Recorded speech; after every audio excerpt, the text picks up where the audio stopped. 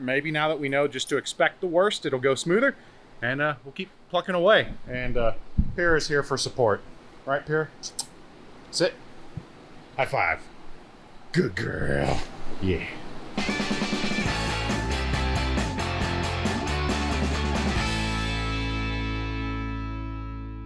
Welcome to the shop. I'm Jared, and this is Wrench Every Day. Behind me is my 2008 Lexus IS-F, which we introduced you to formally in the last episode, where we got it cleaned up, fitted some new wheels, and kind of test fitted a questionable wing that, if it ever goes on the car, I'm going to get a second trunk lid so that way it doesn't live on there on the daily life.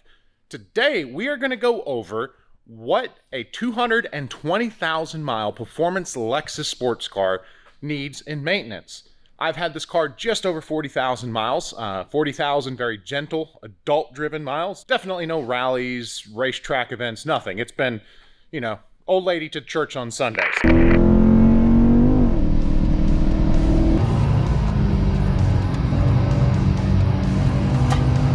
I've had almost no issues with it. Most of the issues are just things I've caused. Worn out tires, worn out brakes, oil changes. Had a radiator failure when I slammed a bunch of cones at 70 miles an hour on a racetrack.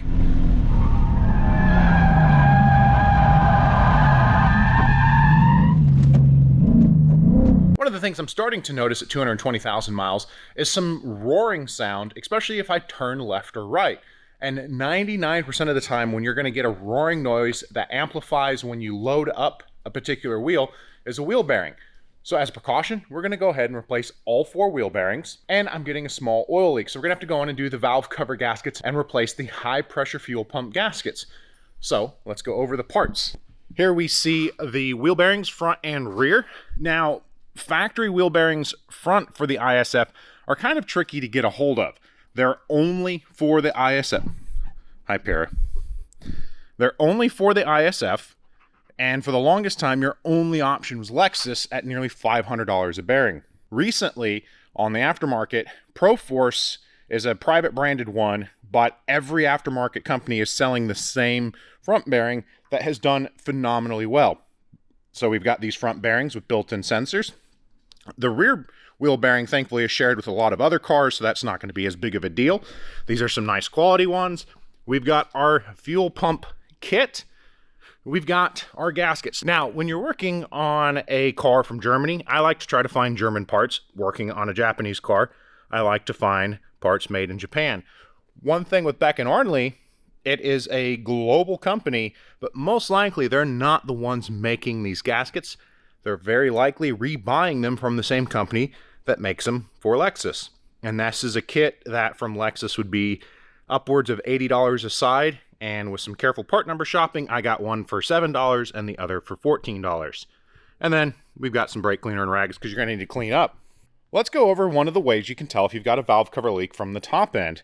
Look how good the paint still is reflecting there. You'll notice there's a lot of new small specks in that paint. I kind of sandblasted the front end. Shortly after detailing the car and getting the new wheels, I had a last minute invitation to go on a 2-day Rally GT event, which I of course accepted and beat the car up a little bit, but that's what's life, right? Get out there and enjoy your car. All right, so as we come in here, we can pull the beauty cover off. Set that over here. Now, when you're looking at your valve cover gasket, let's try to make that not too bright. Well, it looks like we're going to have a little bit of a weird light stutter. Sorry. But if you look around the seam of where the valve cover gasket is meeting the cylinder head, you can see it's very wet with oil. That's a very telltale sign that your valve cover gasket's leaking. Also on these engines, they have what is called a high pressure fuel pump. These engines run 16 fuel injectors. And if we can show right there, you can see it is just immensely wet with oil all around it. So those gaskets have clearly let go, as well as our valve cover gaskets. So the repair process for us to go through is we got to pull the battery, pull off all of the surrounding trims, pull the spark plugs out, realize a V8 was never meant to shove into this engine hole, and kind of complain, work our way through. We're going to get those valve covers off, show you just how crunchy those gaskets are. But before we actually get into that part, we're going to do the wheel bearings first. Why are we going to do the wheel bearings first? Well, I had to drive almost an hour to get to the shop, and the engine's really hot, and I don't want to hug a hot engine. So we're going to set up, pull our rear wheels, and get these wheel bearings in.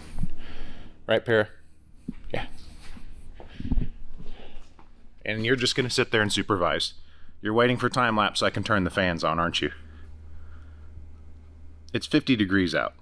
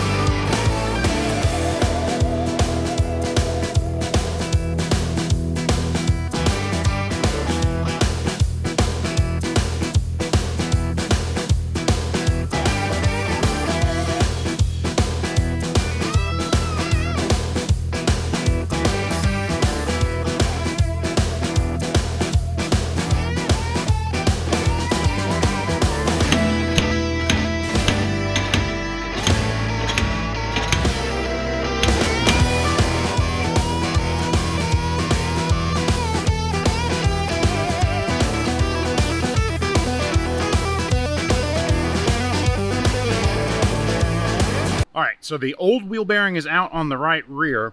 Normally you would pull your speed sensor, and I tried earlier, it didn't work. I tried with the bearing out, it stuck. So if we force this thing out, we're more likely going to break it. So you just have to work carefully around it and possibly break it. With the wheel bearing out, you'll see in this hub there's a little bit of surface rust, so we're going to get some sandpaper and clean all of that rust off so the new bearing will slide in nice and neat. And then this is the good time. Set your parts side by side and make sure they match. They're the same height, same shape. What's interesting is the way these ABS triggers work. You can see from all the metallic dust over the life of this bearing where each little segment is that sensor picks up. You can't quite see it yet on the new one because it's not been exposed to any metal dust. So we're going to sand this off, put just a small amount of anti-seize around this bearing to help prevent it from getting stuck, although if it lasts as long as the original, we may not ever replace it again. So we're going to get that cleaned up, go ahead and clean the parking brake assembly, get it together, torque down, do the other side, and we got the fronts to do, and we got wheel bearings. Oh man, I just noticed you can see Johnny really good in that reflection there, huh? All right, back to work.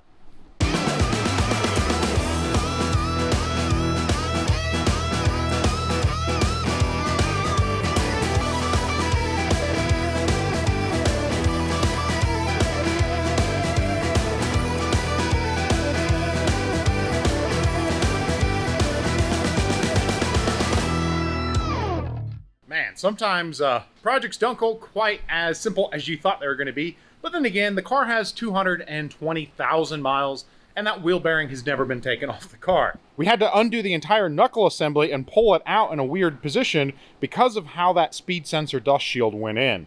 It just turned into a nightmare of pulling it out, rocking it, and slowly getting it all back together.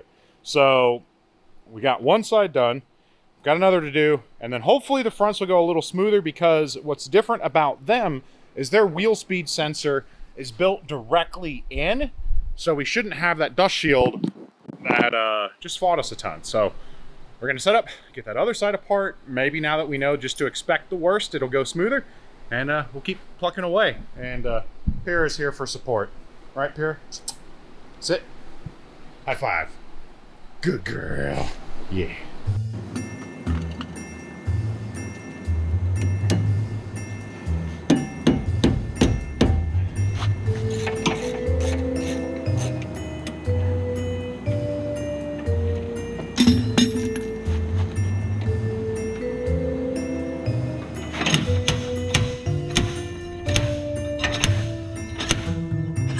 Well, you remember when I said it was probably going to go a lot smoother since we'd already done it once?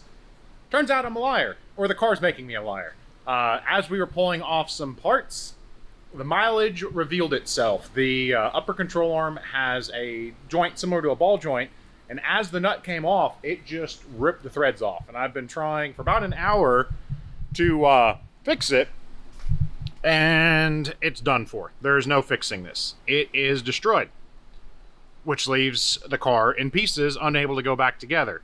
Thankfully, I reached out to the RR Racing guys because every Lexus dealer in the country can't get this arm for a while. They sell a pair of SPC adjustable upper control arms in stock. The pair of them is less than one of these from Lexus. So break apart and upgrade apart. That's what you should do. So overnighting those early morning so I can get this together, because while I'm out of town filming Car Trek, which is coming up in just a few days for season 3, my wife needs to drive the car, and it's not going to drive too well like that. And Pierre's getting tired. I've got grease all over my face, so we're going to get this back together to the point that we are almost putting that arm on, move into the front, and keep working while we finalize up our order so we can get the IS-F back together. But it happens, and you should always be ready for complications, especially with mileage, you know. Foolish me, thinking it was going to be nice and easy. The front wheel bearings are in. They went relatively uneventful. They were much simpler just by design. You don't have an axle coming through it. With the integrated wheel speed sensor, much smoother. So those are all together. Rears, we have those control arms overnighting, which we'll hopefully have bright and early so we can get it back together tomorrow. We're going to set up, do some valve cover gaskets while I'm trying to figure out getting home, because Site B is about an hour from my house. And you might say, you've got a perfectly good truck there, the Johnny Rev. I am all about making questionable choices. I'm not a fan of dumb choices. So one problem we have, and we talked about, was the steering linkage binding. And driving it around here, every once in a while, if you go into a corner, steering locks up. So that puts other people at danger. So we're not driving Johnny until we get a chance to install this. This is that fancy steering drop box. That's going to take of our shaft angles, but we don't have time to fabricate that in just yet. So Johnny's not going to be the cherry at home. So while we're figuring that out, we're going to keep working. Pira is going to continue to steal all of my shop rags and whatever else she just found. And we're going to get those valve covers off and see what 220,000 miles of performance Lexus V8 engine looks like.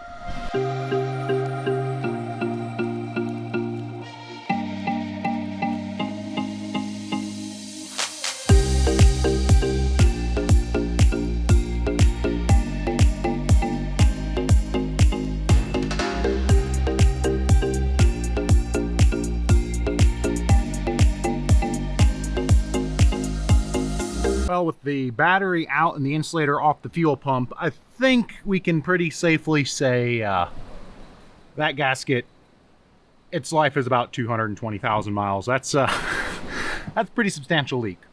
Getting down on our nice wrapped headers. So the tail that we knew we had the leak going on is you could smell it on the exhaust. Every once in a while you just get that nice oil burning smell. I think the fact that we see that nice clear trace running straight down, that's the culprit. So we'll keep taking it all apart, get this side cleaned, resealed, and then do the other.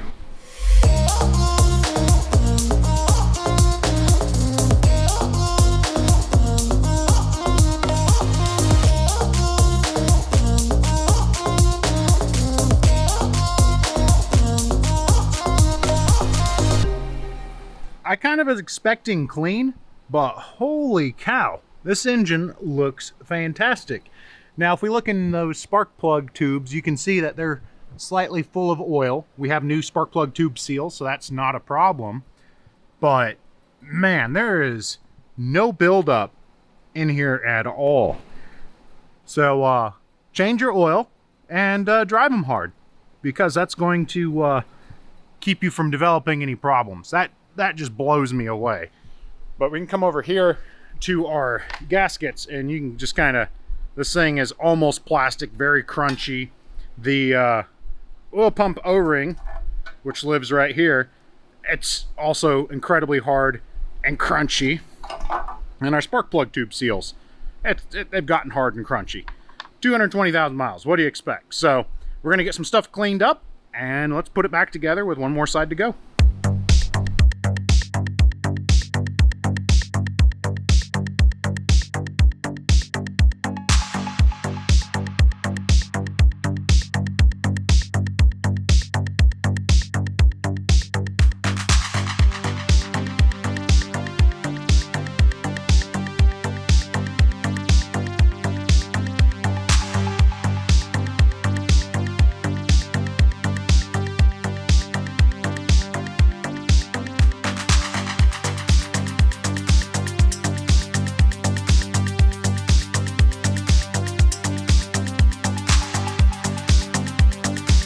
All right, so it's gotten dark and I finally have a ride coming so that way I can get a car and take the hour trip home. We have got one valve cover done, one valve cover halfway apart, and some very expensive rear control arms coming tomorrow. Honestly, the more expensive part is the shipping.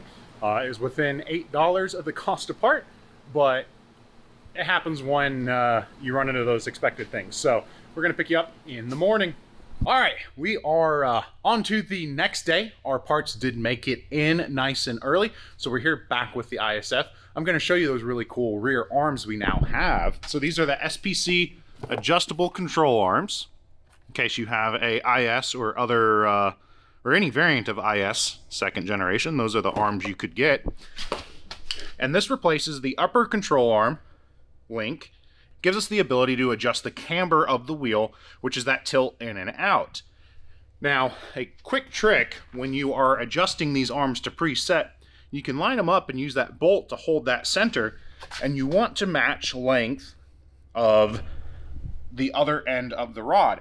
Now, I'm going to bring this one out a little bit more, but we are going to run them a little bit shorter because I want some negative camber. We want that wheel to pull in just a little bit more, so that way when cornering, it tends to stay a little bit flatter.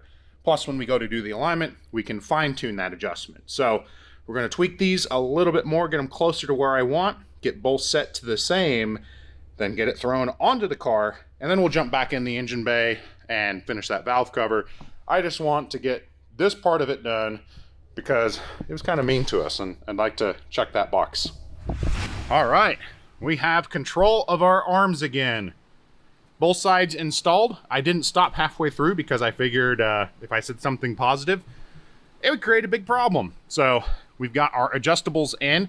Anytime you're going to be torquing suspension arms like this, there's 5 of them, you want to have a jack preload the suspension to the ride height. So when these bushings are pinched down, they're sitting basically at their natural ride level. Otherwise, if you torque it with everything drooped down, you're going to put memory in that bushing. So when you lower the suspension, the bushing is going to twist and try to constantly be pushing down, which is going to make the car handle weird, as well as prematurely wear that bushing out. So always torque your suspension arms at a ride height that the car is going to sit at, so you don't wear everything out. So get this wheel on, and soon we're going to get this back on the road, and alignment's done.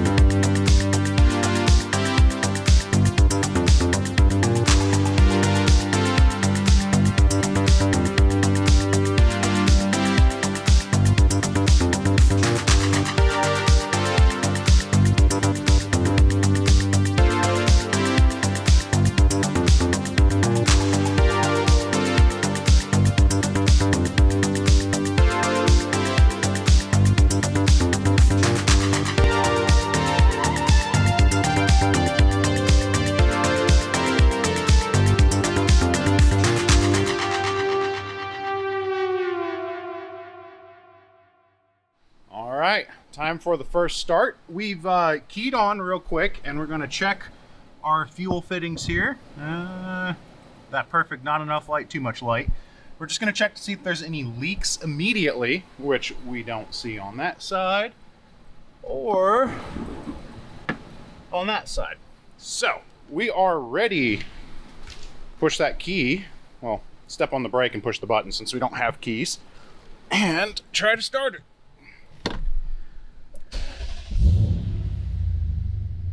Well, that was easy.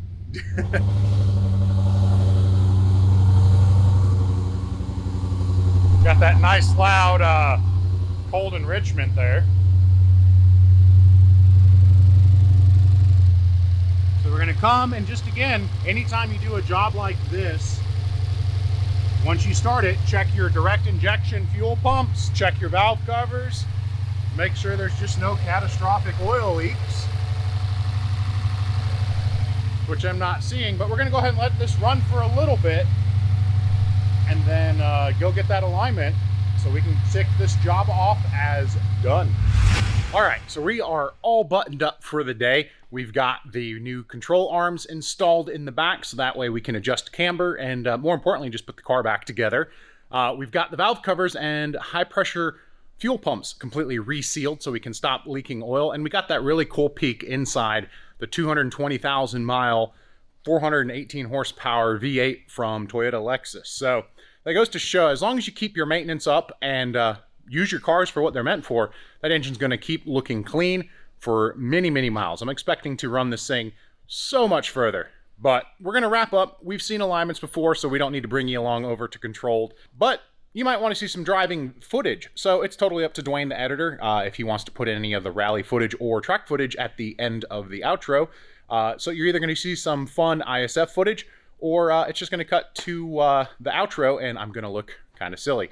Again, thanks so much for hanging out with us. I'm Jared, reminding you to always make questionable choices.